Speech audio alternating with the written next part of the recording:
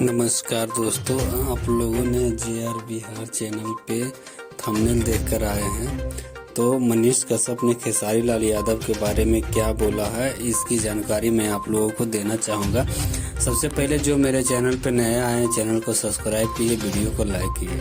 तो मैं बता देना चाहता हूँ, ट्रेंडिंग स्टार खेसारी लाल अभी भोजपुरी के सबसे बड़ा स्टार बन चुके हैं। इनके सामने अभी जो भी स्टार है वो स्टार नहीं, वो जीरो है। तो बताना चाहूँगा कि इनका एक तबला सॉन्ग आया है जो कि ट्रेंडिंग नंबर 1। आप यूट्यूब पर जाकर चेक कीजिए, ट्रेंडिंग नंबर 1 पर चल रहा, होम पेज पे भी 1 पे चल रहा। तो मैं बताना चाहूँगा कि इनके लिए मनीष कश्यप ने बताया कि इनको अवार्ड मिलना चाहिए, नेशनल अवार्ड। इसके लिए सेंसर बोर्ड से बात चल रही है। जैसा ही अवार्ड मिलता है मैं आप लोगों को इसकी जानकारी देंगे।